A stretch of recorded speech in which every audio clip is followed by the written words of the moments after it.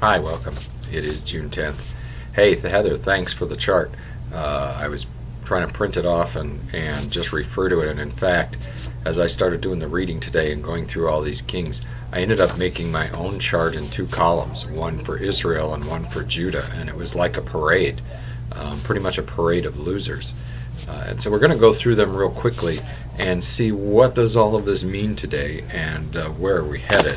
And I'll start first of all with the northern kingdom, Israel.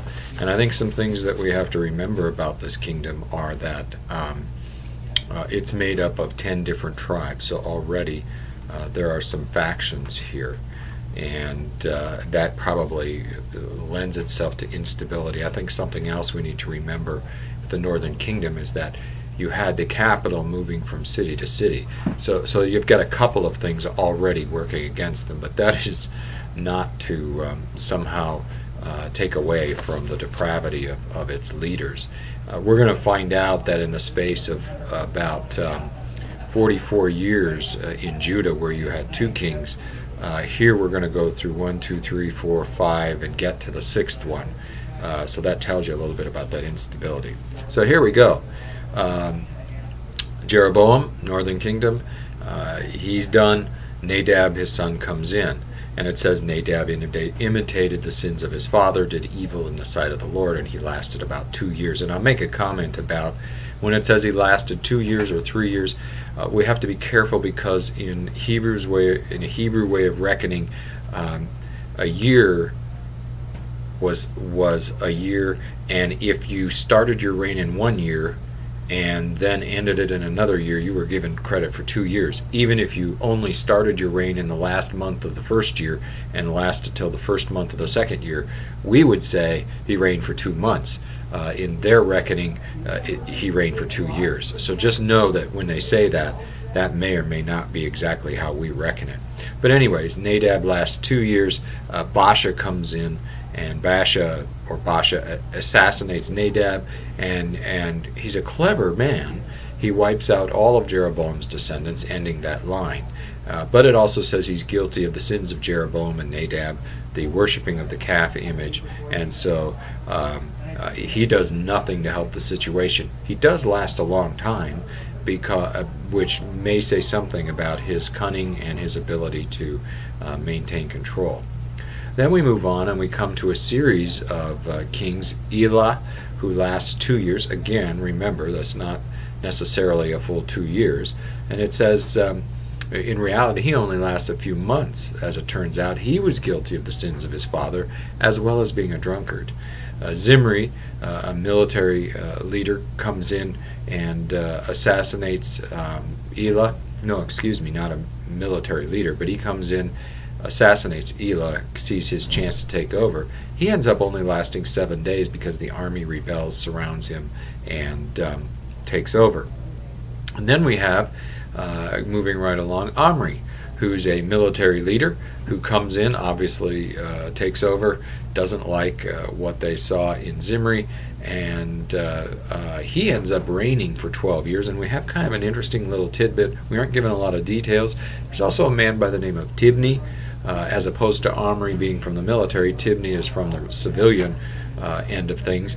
And it's obvious that for a time they kind of reigned together. You had 50% of the people siding with Omri, 50% siding with Tibni. Some say it didn't last very long. Some say it lasted quite a number of years. Anyway, what's interesting is the Bible really just finally says Tibni dies. Nothing. Doesn't tell us a thing about how. Rather mysterious. So all sorts of speculation has gone on down the years as to why this has happened. Omri lasts 12 years, which tells us again, much like Baasha, he is rather cunning, and as a secular king was probably very effective. However, as a ruler under Yahweh, he gets an F-. And basically in chapter 16, verse 25, it says, he was actually worse than all the ones who had gone before him. So there you go. And finally, after all of this, we now come to a name that most all of us in the Bible are probably very familiar with, and that is Ahab. good old King Ahab, who was the son of Omri and who now will be on the scene for quite a while.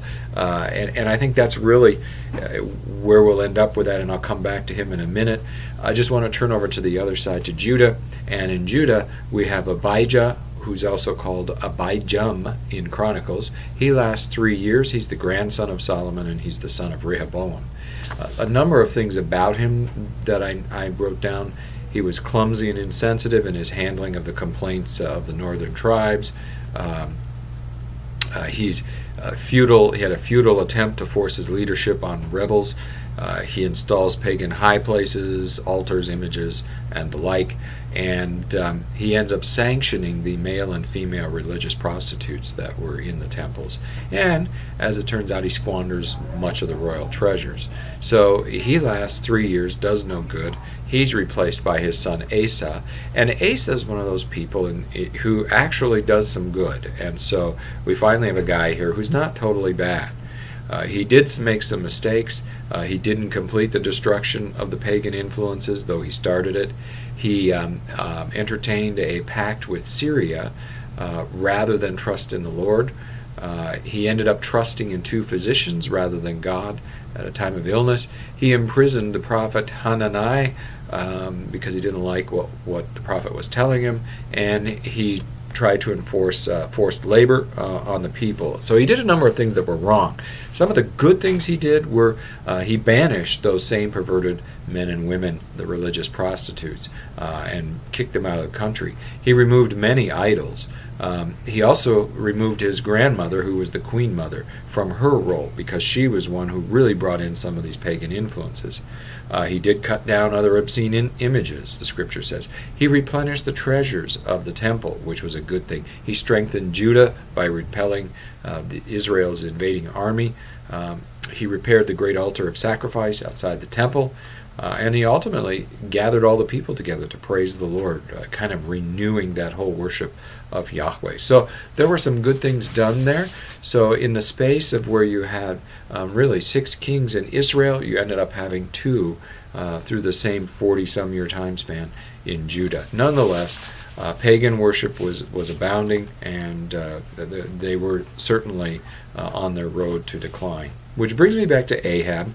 And the thing about Ahab that ultimately they said makes him worse than any of the others was his marriage. And those of you who might know, his marriage was to a woman named Jezebel, who was the daughter of Ethbaal, whose name really means with Baal. And so she is actually the daughter of a Baalist. She worships Baal herself. Ahab marries her, and he ends up worshiping pagan gods. And so, and in fact, what's interesting, and this kind of leads me to the final point I want to make today, her name, according to one commentator, may have come from the cultic cry used in Baal worship, where the people would yell, "Where's Baal?" And translated into Hebrew, that name, Jezebel, probably provided a kind of pun that was rather funny for those who actually worshipped Yahweh, because Zebel in Hebrew means dung.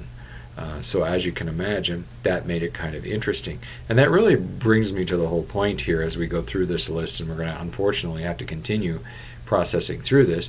But we're introduced to 2 characters which will get carried on now. Number 1 is Ahab, and of course his wife Jezebel, who actually we probably need to get introduced to her more than him, because he's ultimately going to follow her lead. She becomes a very strong influence. The other character now that we're going to get introduced to is Elijah the prophet. And so we're at this point where if we use Jezebel's name, we would say we've really got quite a big dung heap here going on. And who is God going to send in now who's going to clean up this mess? And so Elijah comes. We don't know much about his childhood or his growing up, but he comes on the scene rather quickly. His name actually is made up of 2 names for God, Elohim and Yahweh, which literally means Yah is El, which means Yahweh is God. And so Elijah comes on the scene with a bang, as we already see in verses 1 to 7, confronting Ahab and Jezebel. And that sets the stage for what's going to come next. And we're gonna get all sorts of interesting stories. Elijah, by some, is considered, next to Moses and Samuel, the next great man when it comes to Yahweh worship. And so we've been looking forward to a character who would come and stir up some of these kings and the people, and now we have it in Yahweh. And that finally brings me to what I'll leave with, and that is the people here clearly needed a reminder of who is God. And I was thinking about how often in my own life I need that same kind of reminder. Who is God? My God is the God who sent his son Jesus to die for my sins. And in the midst of the world I live in, I probably need that reminder every so often, maybe very often, maybe all the time. And thank the Lord that he continues by his Spirit to guide me and show me and lead me, and may I always be open to that. And I pray that for you too. Have a great day. We'll talk to you again.